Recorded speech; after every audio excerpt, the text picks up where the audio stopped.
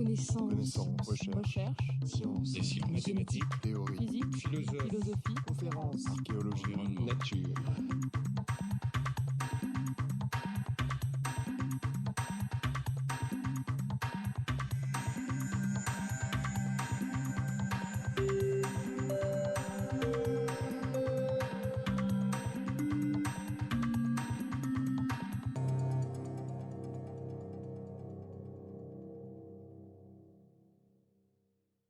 Donc je suis censé vous parler pour la première fois d'imagerie optique et je vais donc vous dire un certain nombre de choses qui se passent à l'école de physique et chimie dans un laboratoire qui dépend de l'Institut Langevin, qui est le laboratoire d'optique physique.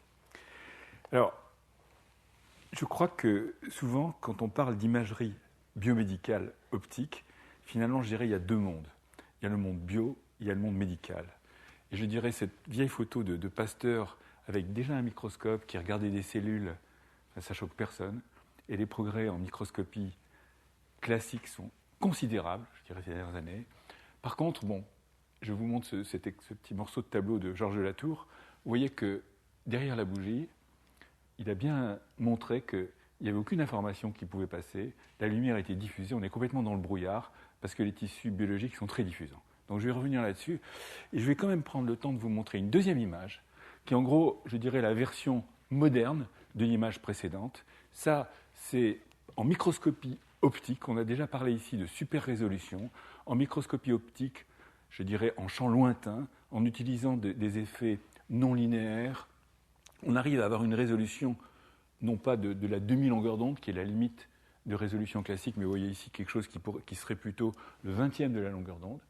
Donc je veux dire, aujourd'hui, les progrès en microscopie sont considérables, alors que si je vous montre ici, je reviendrai un peu là-dessus plus tard, c'est une tomographie du sein qui a été faite à University College à Londres. Vous voyez, finalement, on commence, si vous voulez, à mettre en évidence des tumeurs, à trouver leurs caractéristiques optiques, à essayer de comprendre quel contraste est lié. Mais vous voyez, en général, quand vous verrez ces images, les tumeurs sont grosses et c'est très difficile en milieu diffusant et en plus hétérogène, d'arriver à faire une véritable imagerie de bonne qualité. Donc c'est ce que je vais essayer de vous montrer.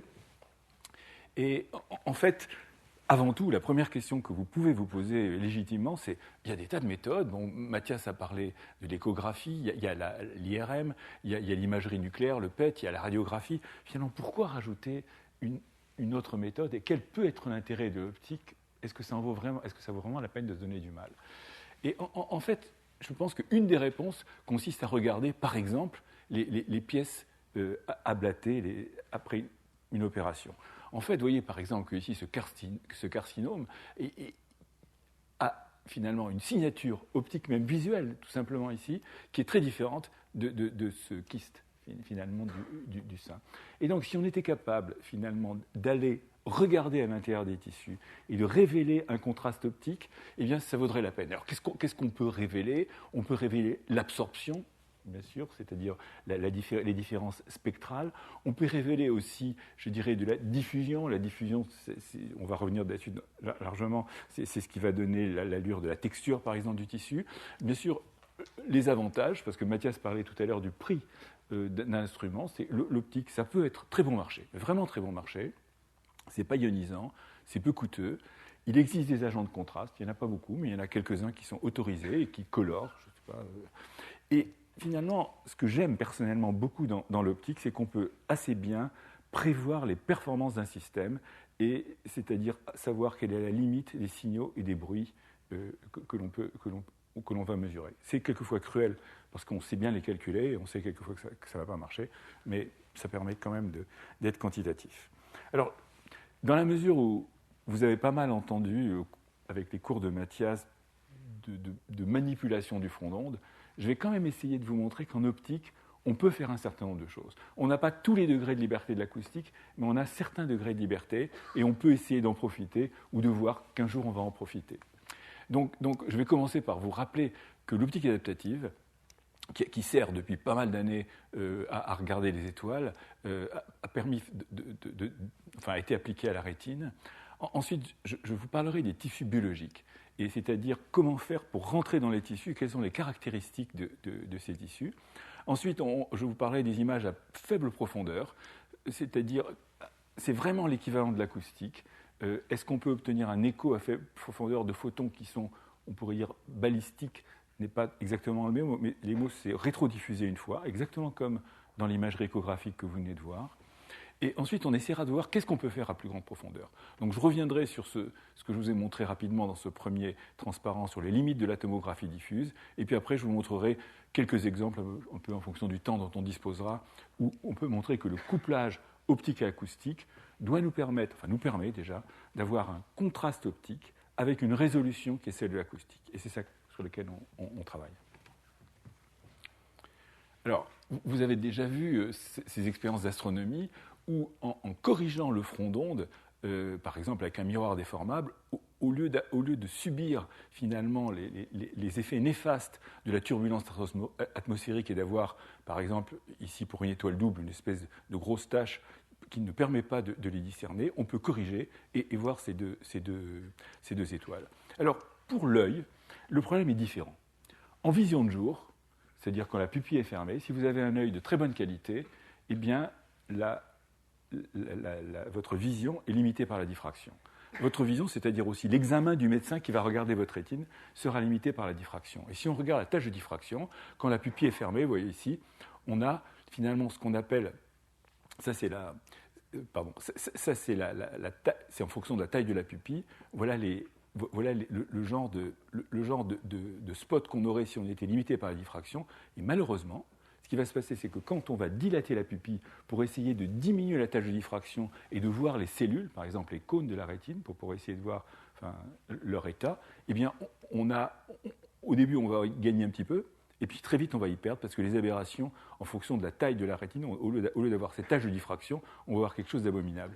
Alors ces choses abominables, on peut les corriger, donc vous voyez, avec un miroir déformable. Ici, c'est pour l'atmosphère, vous voyez, on a ces fronts d'ondes perturbés qui arrivent, et on a ce miroir qui se déforme assez vite, et qui permet comme ça d'obtenir des ondes planes, et de corriger comme ça le système. Alors, bon, je ne reviens pas sur l'astronomie. Sur l'astronomie, ça a été un gain considérable, un gain de résolution, mais aussi un gain de rapport signal sur bruit, puisque vous concentrez finalement l'énergie d'étoiles sur un tout petit nombre, sur un tout petit nombre, par exemple, de pixels, si vous avez une caméra. Mais pour l'œil, ici, vous voyez, voilà, ça c'est une image de la rétine sans correction, donc on ne distingue pas les cônes, et ici, vous les voyez assez bien avec cette correction de front d'onde. Donc, je dirais, on a aujourd'hui, alors sur l'œil, on envoie un laser et on se crée une sorte de petite étoile artificielle comme on le fait en astronomie. La question, c'est que ce n'est pas toujours très commode d'avoir une étoile artificielle sur laquelle on va se régler, et donc on peut se demander, est-ce qu'on ne peut pas travailler autrement? Alors vous savez que quand on utilise, en optique, on peut raisonner finalement sur ce qu'on appelle en franglais la point spectrum function, la PSF, c'est-à-dire la taille d'un spot, ou sa transformée de Fourier. Et autrement dit, plus la taille, le spot est détérioré, plus sa transformée de Fourier est étroite. Et on peut regarder comme ça, je vous donne un exemple où il est possible de travailler non pas sur le front d'onde, mais sur l'image elle-même. Et en définitive, si on est capable de corriger finalement l'image, on va corriger finalement le spectre. Alors ça, c'est une méthode qui a été... Plusieurs auteurs ont proposé ce genre de méthode. J'ai pris un extrait dans cet article d'un groupe d'Oxford. Finalement, en quelques mots, si on trouve les bases correctes de polynômes à géométrie circulaire qui permettent de modifier le front d'onde, eh bien, on part d'un front d'onde, on lui ajoute ou on lui enlève une perturbation. Donc ici, par exemple, on a rajouté une perturbation qui était dans le mauvais sens, c'est-à-dire qu'on a réduit en quelque sorte l'extension spectrale. Vous voyez, ça c'est l'image, et ça c'est sa transformée de Fourier.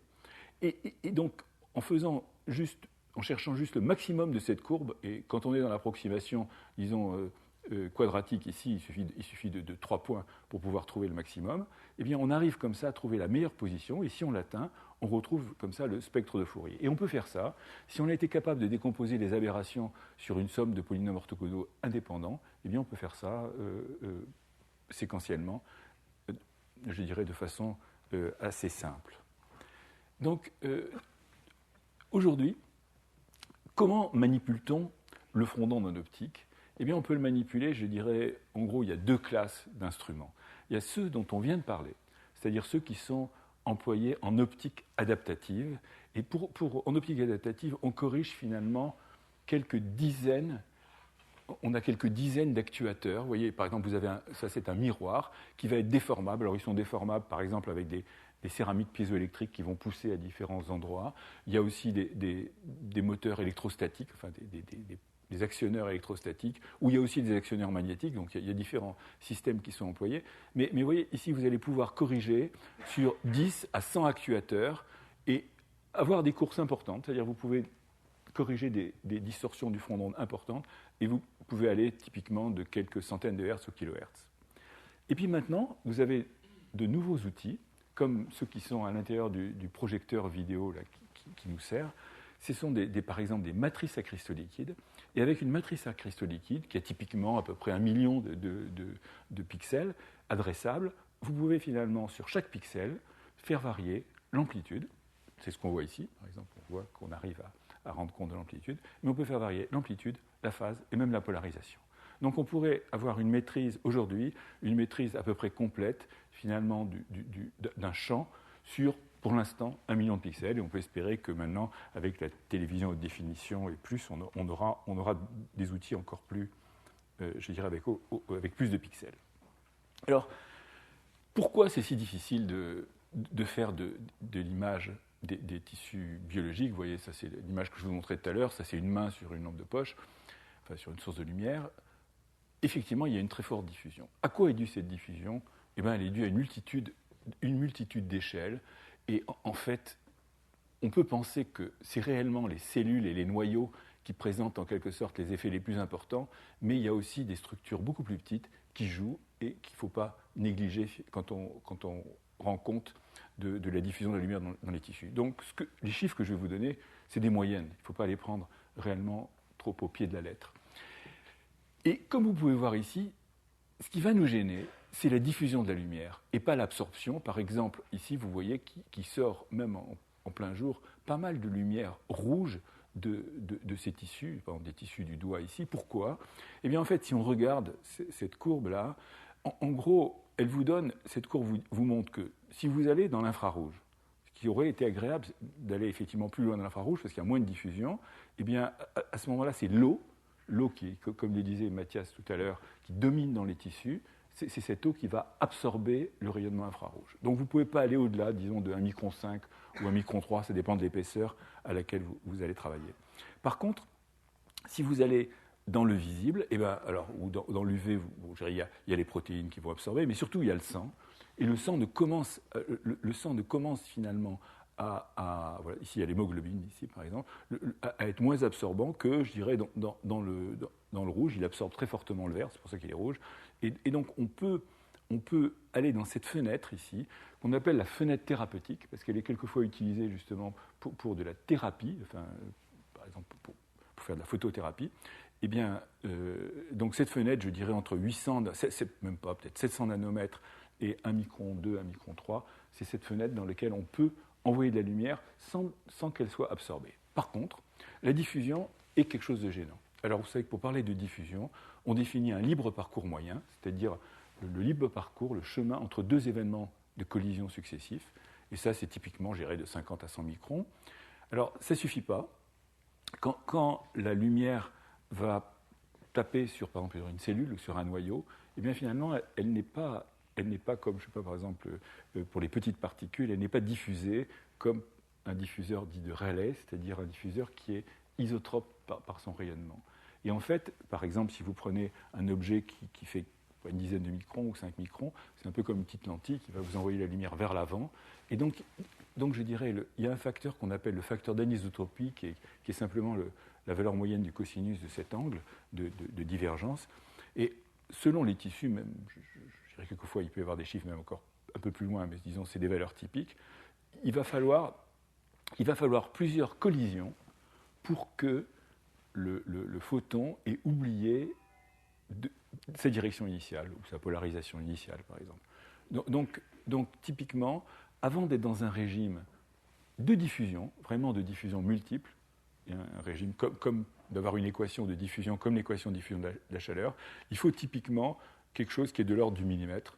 Et à ce moment-là, finalement, tout devient isotrope et on est en régime de diffusion. Donc voilà un peu les choses. Alors, comme je disais, l'absorption n'est pas un problème. Typiquement, dans cette fenêtre, on a, je dirais, plusieurs millimètres de propagation avant d'être absorbé. Donc, si on voulait faire des images dans les tissus, en gros, il faudrait choisir en gros quelle classe de photons on peut utiliser. Et si je mets une source ici, un détecteur ici, une expérience un peu de pensée, je peux avoir des photons qui se propagent entre la source et le détecteur qui sont balistiques. En fait, ces photons balistiques s'amortissent comme une fonction exponentielle de la profondeur divisée par ce libre parcours moyen. Et vous voyez que finalement, si on prenait même 100 microns, au bout de quelques millimètres, on va avoir une exponentielle avec un argument très cruel, et donc il ne va plus rester de photons balistiques. Donc les photons balistiques, on peut les utiliser, je vais vous montrer, on peut faire de belles images au sens traditionnel. C'est un peu, les photons balistiques, c'est ceux que j'ai ici, que j'utilise dans cette salle quand je vous regarde. Mais s'il y avait énormément de brouillard dans cette salle, eh bien, je ne vous verrai plus, et parce que la diffusion va venir m'empêcher de vous voir. Donc on pourrait se dire, finalement, alors ici j'ai représenté une source qui envoyait une impulsion très brève, par exemple un laser femtoseconde, je pourrais dire, voilà, je vais voir arriver ces photons balistiques. Et volontairement, je les ai réduits quasiment à néant ici pour pas qu'on les voie. Après, on pourrait se dire, essayons finalement d'ouvrir on sait faire de l'optique rapide, essayons d'ouvrir une porte rapidement ici et de les sélectionner. Et peut-être qu'on pourrait sélectionner ces photons qu'on appelle des photons serpentiles. J'aurais dû mettre le français ici. Et travailler avec. Et puis après, finalement, on va avoir, comme je vous disais tout à l'heure, ce que me donne l'équation de diffusion, tous ces photons diffusés qui vont arriver au cours du temps. Alors en fait, aujourd'hui, qu'est-ce qu'on trouve, je dirais, qu'est-ce que les gens utilisent ? Eh bien, pour l'imagerie à faible profondeur, on travaille avec les photons balistiques, et il y a plusieurs méthodes, mais celle qui est la plus performante en termes de pénétration, c'est ce qu'on appelle l'optical coherence tomographie, ou tomographie de cohérence, et les gens l'appellent l'OCT. Et donc ça, malheureusement, comme je disais tout à l'heure, c'est variable pour quelques libres parcours moyens, donc typiquement le millimètre. Et là, on peut utiliser de l'optique adaptative si besoin est, je vous montrerai ça tout à l'heure. Maintenant, si on va à grande profondeur, par exemple, je ne sais pas, si on s'intéresse au sein, il faut plusieurs centimètres. Donc là, on n'a plus de photons balistiques. Il n'y en aurait vraiment pas un sur des milliards d'années. Et donc, il faut travailler avec les photons diffusés. Et donc là, on peut utiliser la tomographie diffuse, donc je vous en dirai quelques mots, et on peut aussi utiliser le marquage des photons par les ultrasons. C'est les techniques qu'on essaye d'employer en mariant finalement les deux systèmes d'ondes. Alors, je ne vais pas vous décrire toutes les méthodes d'OCT, il y en a. Je veux vous parler de ce que l'on utilise au laboratoire, qui est assez simple. Les méthodes qu'on utilise, c'est d'abord, l'OCT, c'est avant tout une méthode interférométrique, et c'est une méthode interférométrique à spectre large. Donc vous savez que plus vous avez un spectre large, plus finalement vous ne verrez les interférences que sur une différence de marche très faible. Alors qu'est-ce qu'on fait schématiquement ? On éclaire un interféromètre de type Michelson. Vous voyez, il y a une séparatrice ici, une partie de la lumière va sur l'objet que l'on cherche à étudier, et une partie va sur un miroir de référence. Et en définitive, si le spectre de cette lampe est assez large, on n'aura d'interférence que si d'une tranche particulière ici, la lumière qui revient fait le même chemin que le chemin du bras de référence. Et je vous répète encore une fois, si cette lumière est à un spectre étroit, par exemple un laser, vous pourriez avoir des interférences sur toutes les épaisseurs, ça interférera tout le temps. Si au contraire vous avez quelque chose de très large, et si vous prenez une source blanche ou le soleil, à ce moment-là vous verrez finalement des franges qui n'existent que si la différence de marche entre ce chemin-là et ce chemin-là est très faible. Donc autrement dit, le fait d'être en plus interférométrique, ça peut vous donner ça fait une détection qu'on appelle homodine, et vous avez une détection qui est assez raisonnable. Vous avez un niveau, vous êtes capable de mesurer 90 dB. Alors 90 dB, ça veut dire quoi ? Ça veut dire que si vous envoyez ici une énergie qui est 1, eh bien, vous arrivez à récolter un écho qui est 1/10000000e de ce que vous envoyez. Donc ça vous permet quand même de travailler correctement et ça vous permet d'éliminer tout ce qui n'est pas dans une tranche à une certaine profondeur. En gros, je n'ai pas voulu la présenter comme ça pour ne pas abuser de l'analogie, mais c'est l'équivalent de l'échographie au niveau de l'optique. Vous pouvez vraiment penser ça comme j'ai ici un train d'onde qui a une certaine largeur, ce système va vous envoyer un écho, simplement comme la lumière va trop vite, on ne peut pas directement regarder son écho, et on l'a fait par intercorrélation avec un faisceau de référence. Un interféromètre de Michelson, c'est un corrélateur. Hein. Donc ici, je vous le disais, on peut prendre des images comme ça, et puis, voilà, par exemple, ici, vous voyez les images comme elles sont prises. Donc, vous voyez, ici, on descend, ici, ça, c'est une oreille de souris. Alors, je sais pas, vous allez voir rapidement, juste la surface, il y a des franges.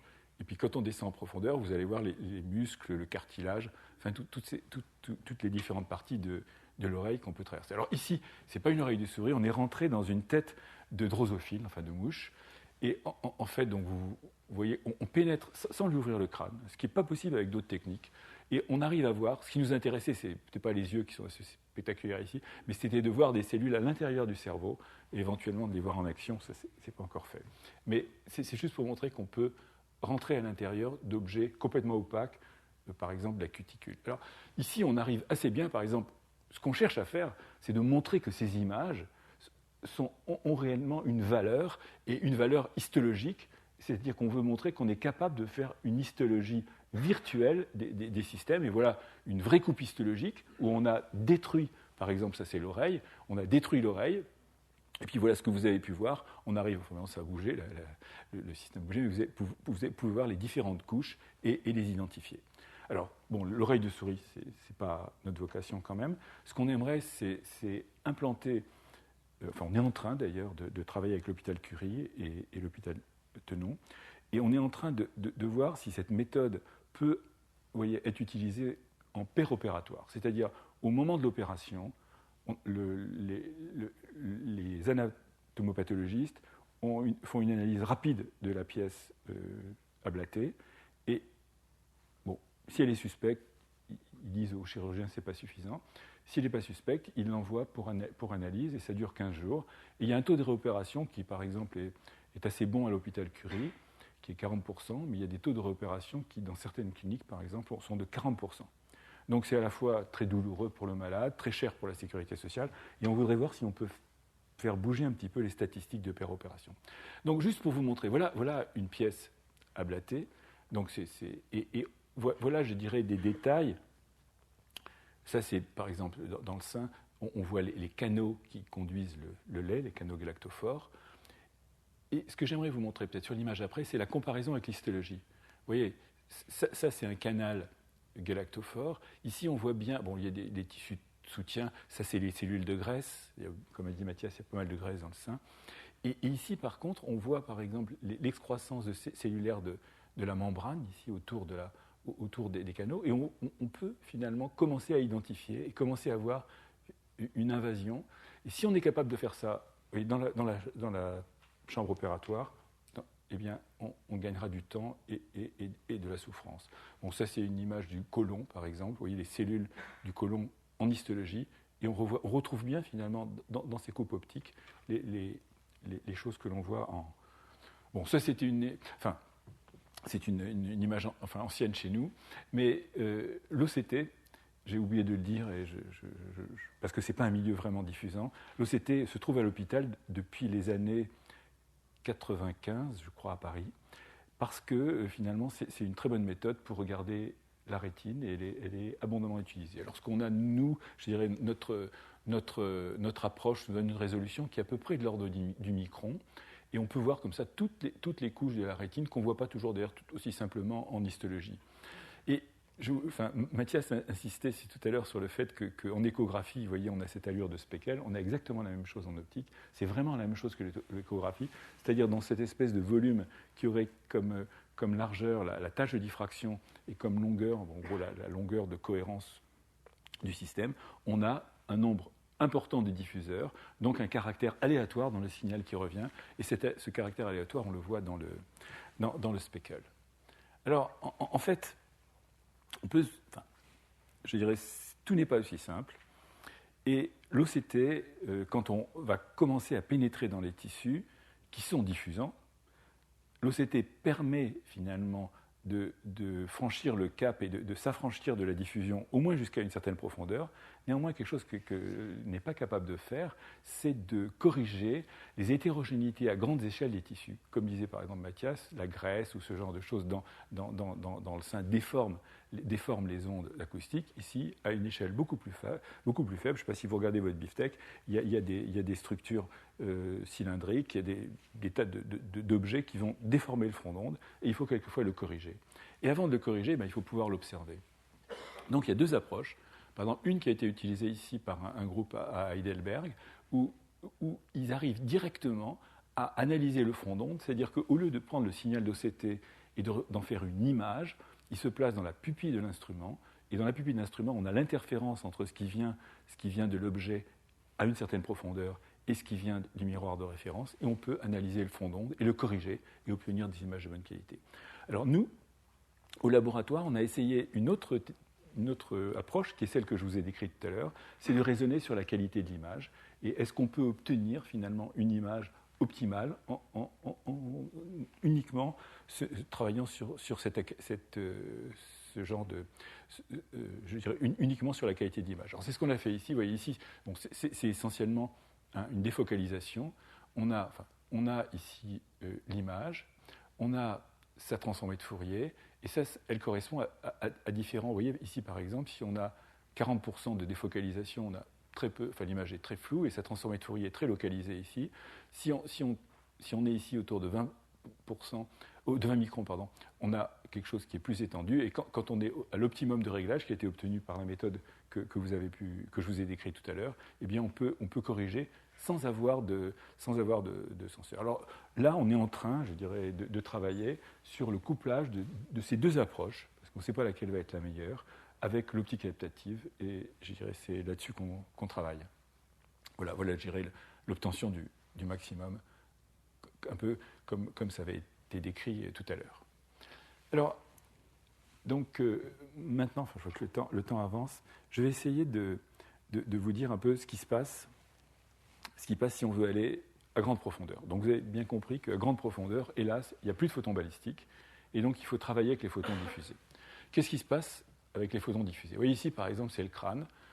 On injecte de la lumière ici, et puis on la laisse se propager. Alors on peut raisonner au cours du temps, ou voir finalement la densité de photons par unité de volume à différentes distances de la source. Et si on regarde ça, finalement, on trouve la chose suivante. Alors que ça soit au bout d'un temps donné ou que ça soit en continu, voilà typiquement le genre de courbe, le genre de rendu qu'on peut avoir. On injecte de la lumière ici, et on se dit finalement quelle est la probabilité de trouver un photon à une certaine distance de la source. Vous voyez ici par exemple dans un modèle de crâne. Et on a ce genre de distribution. Maintenant, bien sûr, ça c'est l'injection. Il faut les détecter, ce photon. Et les photons qu'on détecte, par réciprocité, eh bien, ils vont être on aura des distributions identiques autour du détecteur. Donc, vous voyez, on a ici un émetteur, ici un détecteur. Et on a, encore une fois, c'est une échelle logarithmique ici, c'est-à-dire que la probabilité pour qu'un photon se trouvant ici atteigne le détecteur. Et en fait, si on a maintenant un couple émetteur-détecteur, eh bien, il faut considérer la combinaison des deux. Et la combinaison des deux vous donne ces espèces de courbes que tout le monde appelle des bananes pour des raisons évidentes. Et si vous voulez maintenant imaginer que vous allez faire de la tomographie, c'est-à-dire que vous allez essayer de reconstituer ce qui se passe finalement entre cet émetteur et ce détecteur, eh bien vous allez prendre un ensemble de sources, un ensemble de détecteurs, et en croisant ces bananes, vous allez chercher à révéler des structures qui sont masquées sous la surface. Alors, en fait, c'est un autre exemple que celui que je vous ai montré au début, mais encore une fois, ça c'était un projet européen, et disons, ce projet a eu le mérite de montrer qu'on pouvait atteindre des paramètres, alors c'est à différentes longueurs d'onde, qu'on pouvait atteindre des paramètres optiques, on pouvait trouver les paramètres optiques donc, des tumeurs, la diffusion, l'absorption, l'oxygénation de la tumeur, parce que le sang, l'hémoglobine oxydée et réduite n'ont pas le même spectre. Donc je dirais, il y a des avancées. Malheureusement, vous voyez, en termes de résolution, ces tumeurs étaient grosses. Et pourquoi c'est si difficile? C'est vraiment difficile parce qu'on a à la fois un milieu qui est très diffusant, mais en plus hétérogène. Et ça, donc on ne sait pas, on a beaucoup de mal à l'inverser à cause de ces deux, je dirais ces deux choses, et surtout l'hétérogénéité, parce que c'est ça, quand on a un milieu diffusant homogène, on arrive assez bien à s'en sortir. Donc je voudrais vous parler donc du couplage de l'optique et l'acoustique. Il y a deux méthodes. Je vais commencer par la première qui s'appelle l'acousto-optique. Et puis, je ne sais pas si le temps passe trop vite, je passerai la seconde. Donc, qu'est-ce que c'est que l'imagerie acousto-optique ? L'imagerie acousto-optique, c'est la chose suivante. On éclaire, par exemple, un milieu diffusant comme un tissu avec un laser monofréquence. Autrement dit, à cause de la très forte diffusion dont on a parlé, à la sortie, on va avoir une multitude d'ondelettes qui vont en quelque sorte se retrouver, par exemple, sur une caméra. Et ces ondelettes forment ce qu'on appelle du speckle. Le speckle, c'est finalement ces distributions aléatoires d'intensité qui est liée à toutes ces petites interférences. Alors, on peut les recueillir sur une caméra. Par exemple, on peut recueillir typiquement 1 million de grains de speckle sur une caméra et les analyser. Alors, en fait, est-ce qu'on peut... Vous voyez, pour vous donner une idée,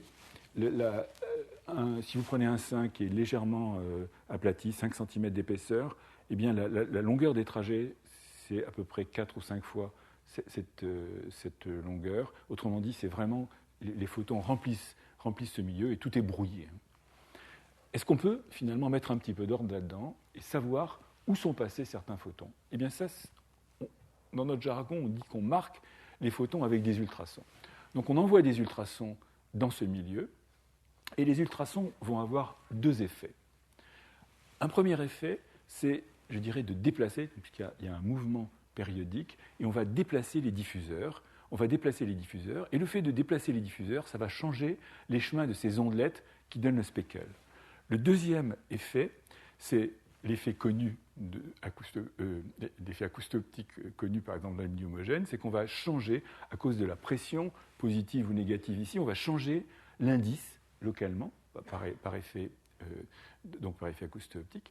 Et donc le trajet de la lumière aussi, les trajets des photons vont être modifiés par cet effet. Et donc on va avoir une modulation de ce speckle.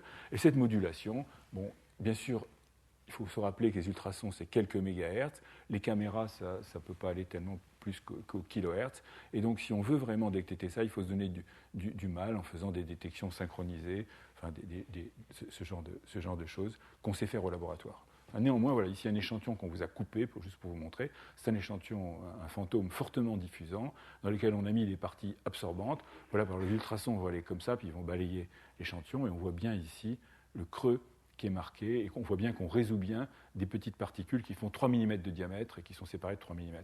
Donc on arrive assez bien, vous voyez, à résoudre quelque chose qui est plutôt à l'échelle du millimètre que ce qu'on peut attendre avec les ultrasons, que l'échelle du centimètre qu'on vous avait montré tout à l'heure.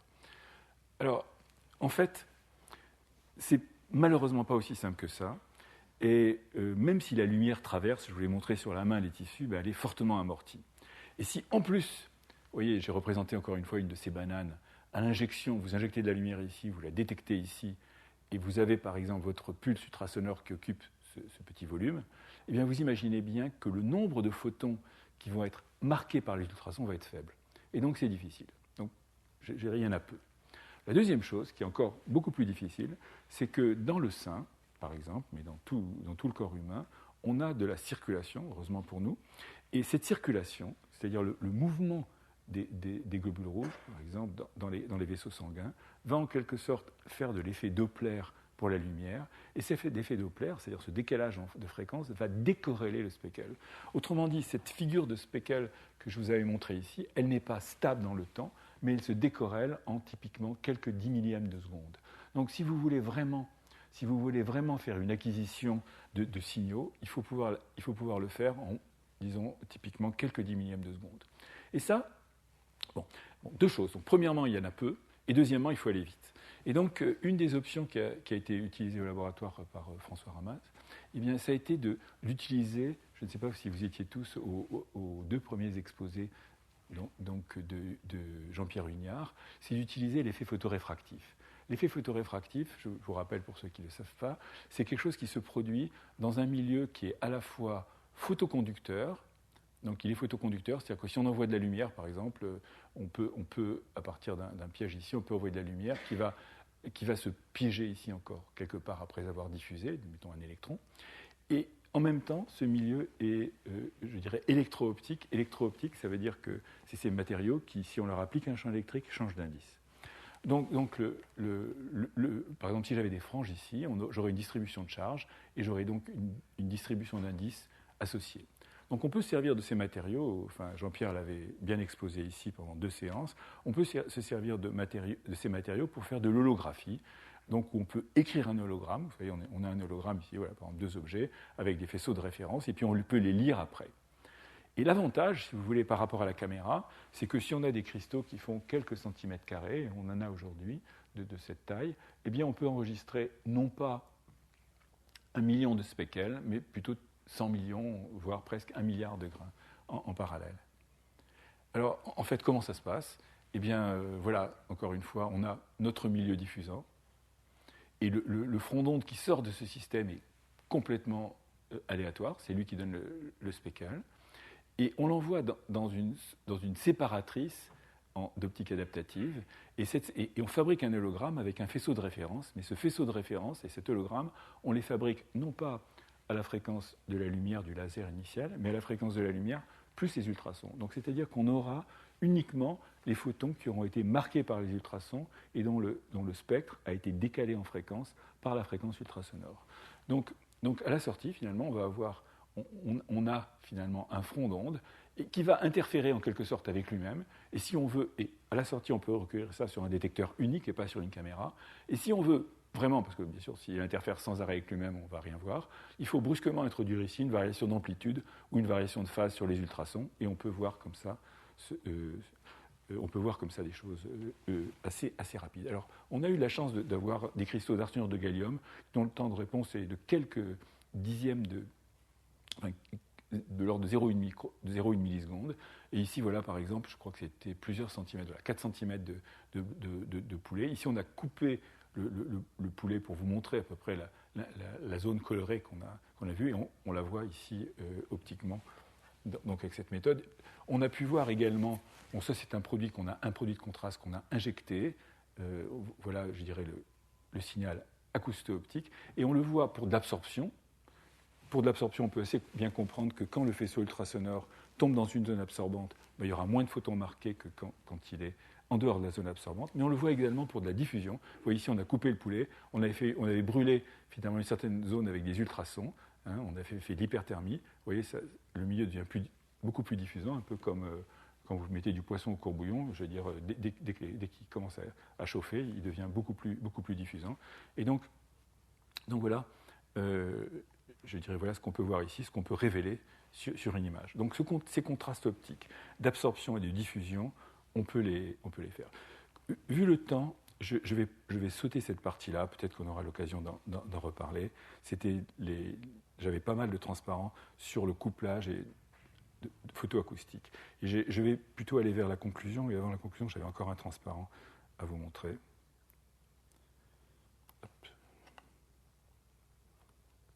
Voilà. Je dirais, la méthode photoacoustique est complètement différente, même si les noms ressemblent, et je ne vais donc pas en parler aujourd'hui.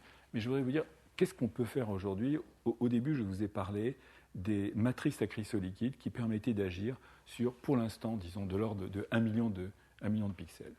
Donc, si vous envoyez, on a déjà discuté de ça, mais je vous discute un peu dans le contexte de ce transparent.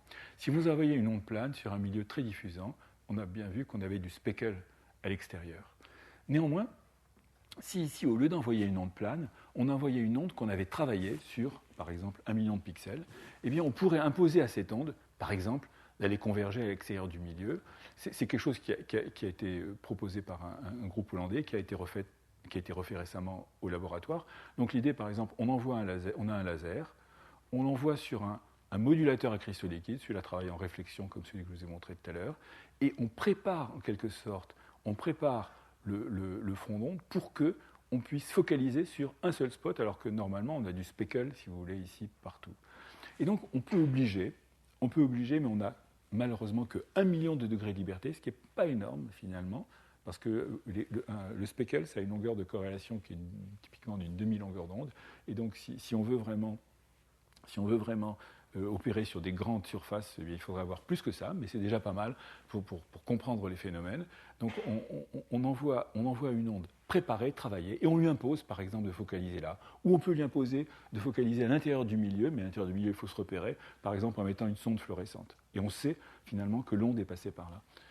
Donc ici le front d'onde, finalement, vous voyez qu'on envoie, il est complètement aléatoire, et on passe dans des matériaux très diffusants comme des peintures ou des choses de ce genre. Donc on est en train de travailler là-dessus et on voudrait à la fois comprendre finalement cet ensemble de phénomènes de contrôle du front d'onde. On veut également essayer de voir si on peut focaliser non pas à la résolution qui est celle du grain de speckle, c'est-à-dire, disons, la moitié ou le tiers de la longueur d'onde, mais finalement beaucoup plus petit, c'est-à-dire ce qu'on peut focaliser en champ proche, un peu comme Mathias vous l'avait dit dans un des premiers cours où il a parlé de super résolution. Donc voilà un peu où on en est. Alors, je voulais résumer, en définitive, à part la partie que j'ai sautée, c'était que, bon, on peut donc aujourd'hui contrôler le front d'onde à différentes échelles. Et c'est quelquefois vital, parce que, pour l'imagerie.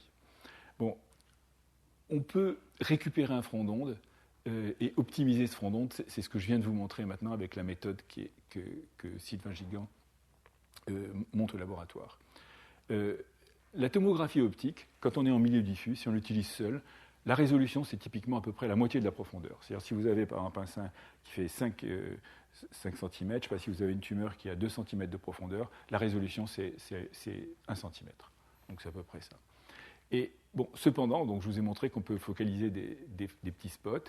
Et puis bon, l'optique et l'acoustique, je vous ai montré finalement qu'un seul aspect, mais le deuxième aspect permet aussi finalement d'obtenir des images et de corriger ces images, d'obtenir des images avec la résolution de l'acoustique. Ce qui est intéressant qu'on fait aujourd'hui et qui est assez dans l'esprit de ce que Mathias enseigne ici, c'est de créer des signaux photoacoustiques, c'est-à-dire rendre les absorbants dans le milieu, en envoyant un laser dessus, ils se chauffent et ils deviennent des émetteurs acoustiques, et on peut renverser le temps, faire de la correction d'image acoustique ou de la thérapie. Alors à part ça, donc voilà, les gens avec qui on a fait l'OCT, c'est Charles Brosselet, Bertrand De Poli, Sylvain Gigant. L'acousto-optique, on l'a fait avec François Ramaz et beaucoup d'autres gens. Et la photoacoustique que je ne vous ai pas montrée a été faite par Arik Funke et Emmanuel Bossy. Je vous remercie pour votre attention. Je voulais juste dire un dernier mot. L'effet acousto-optique, c'est historique. L'effet acousto-optique, il a été inventé la même année, enfin, il a été prédit par Louis Bruloin, et en 1932, il a été démontré expérimentalement par Débat-Yassir et Lucas et Bicard. Et Lucas et Bicard étaient des élèves de Paul Langevin, qu'on voit ici avec Einstein. Donc on est assez content, finalement, que ces effets finalement restent dans la maison et qu'on les exploite dans la maison. Merci.